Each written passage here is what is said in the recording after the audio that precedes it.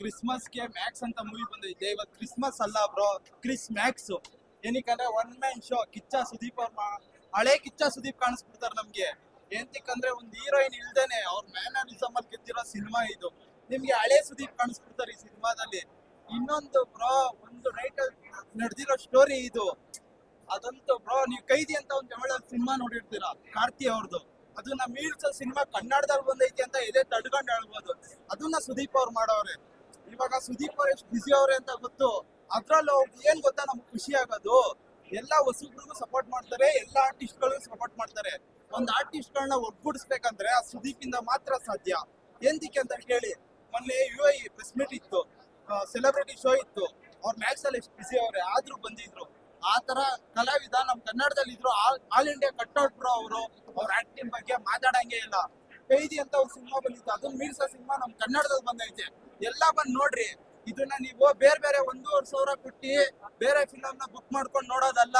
Kannada cinema one night ಸ್ಟೋರಿಯಲ್ಲಿ heroine ಇಲ್ದೆ ಈ ತರ ಮೇಕಿಂಗು ಕನ್ನಡದಲ್ಲಿ ಬಂದೈತೆ, ಬಂದ್ ನೋಡ್ರಿ. ಸುದೀಪ್ ಅವ್ರು ತಿನ್ಕೊಂಡ್ಬಿಟ್ಟವ್ರು ಬ್ರೋ. ಅಭಿನಯ ಚಕ್ರವರ್ತಿ ಅಂದ್ರೆ ಅಭಿನಯ ಚಕ್ರವರ್ತಿನೇ. ಸರ್ ಹೇಗಿತ್ತು? ಮ್ಯಾಕ್ಸ್ ಸಿನಿಮಾದಲ್ಲಿ ಮ್ಯಾಕ್ಸಿಮಮ್ ಸೌಂಡ್ ಬೇಕು ಅಂತ ಕಿಚ್ಚ ಬಾಸ್ ಹೇಳವ್ರೆ. ಮ್ಯಾಕ್ಸಿಮಮ್ ಸೌಂಡ್ ಅಲ್ಲ, ಥಿಯೇಟರ್ ಕಿತ್ತವರ ತರ ಸೌಂಡ್ ಮಾಡಿದ್ದಾರೆ ಅಭಿಮಾನಿಗಳು. ನಿಜವಾಗ್ಲೂ ಹೇಳ್ತಾ ಇದೀನಿ, ಸಿಕ್ಕಾಪಟ್ಟೆ ಎಂಜಾಯ್ ಮಾಡಿದ್ದಾರೆ ಪ್ರತಿ ಒಂದ್ ಸೀನ್ ನ. ಕಿಚ್ಚ ಬಾಸ್ ಅಲ್ಲಿ ಕೇಳ್ಕೊಳ್ಳೋದು ಒಂದೇ, ಸರ್ ದಯವಿಟ್ಟು 2 ವರ್ಷಕ್ಕೆ ಒಂದ್ ಸಿನಿಮಾ ಮಾಡ್ಬಿಡಿ, ವರ್ಷಕ್ಕೆ 2 ಸಿನಿಮಾ ಮಾಡ್ತಾ ಇರಿ. ಯಾಕೆಂದ್ರೆ ಅಭಿಮಾನಿಗಳು ಕಾದ್ರದಿಂದ ಕಾಯ್ತಿದ್ದಂತಹ ಸಿನಿಮಾ ಮ್ಯಾಕ್ಸ್ ಸಿನಿಮಾ ಅದ್ದೂರಿಯಾಗಿ ರಿಲೀಸ್ ಆಗಿ ಇವತ್ತು ಹೌಸ್ಫುಲ್ ಆಗಿದೆ ಬೆಳಗಿನ ಶೋ. ನಿಜವಾಗ್ಲೂ ಹೀರೋಯಿನ್ ಇದ್ರೆ ಮತ್ತೆ ರೊಮ್ಯಾನ್ಸ್ ಇದ್ರೆ ಮಾತ್ರ ಸಿನಿಮಾ ಅಂತ ಅನ್ಕೋತಾರೆ ಕೆಲವರು. ಅದಲ್ಲ, ಈ ತರ ಒಂದು ನೈಟ್ ಅಲ್ಲಿ ಒಂದು ಸಿನಿಮಾ ಮಾಡಿದ್ದಾರೆ ಅಂದ್ರೆ ಅದನ್ನ ನೋಡ್ಬೇಕು ಜನಗಳು. ತೆಲುಗು ತಮಿಳಲ್ಲಿ ಅಬ್ರ ಮಾಡಿದ್ದಾರೆ, ನಮ್ ಕನ್ನಡದಲ್ಲಿ ಜಾತ್ರೆ ಮಾಡ್ತಾವ್ರೆ. ಅಷ್ಟು ಚೆನ್ನಾಗಿದೆ ಸಿನಿಮಾ ಅಂತೂ. ಹುಚ್ಚ ಸಿನಿಮಾದಲ್ಲಿ ಕಿಚ್ಚ ಬಾಸ್ ಅವರು ಹಚ್ಚಿರೋ ಸಿಗರೇಟ್ ನ ಮತ್ತೆ ನೋಡ್ತಾ ಇದೀವಿ ಅಂದ್ರೆ ಅದು ಮ್ಯಾಕ್ಸ್ ಅಲ್ಲೇ.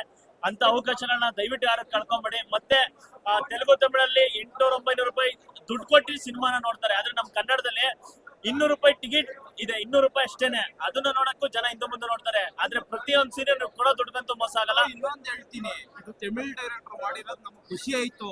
ನಮ್ಮಲ್ಲೇ ಕೆಲವೊಂದು ಕನ್ನಡ ಡೈರೆಕ್ಟರ್ ಅವರೇ, ಬೇರೆ ಭಾಷೆಯವರೆಲ್ಲ ಇಲ್ಲಿ ಬಂದು ಮಾಡ್ತಾವ್ರೆ ಅಂದ್ರೆ ನಮ್ ಕನ್ನಡ ಆಕ್ಟರ್ಗಳಿಗೆ ಆ ತರ ರೇಂಜ್ ಐತೆ ಅಂತ. ಇವಾಗ ರಿಷಬ್ ಶೆಟ್ಟಿನ ಅನುಮಾನ ಮಾಡಿಸ್ತವ್ರೆ.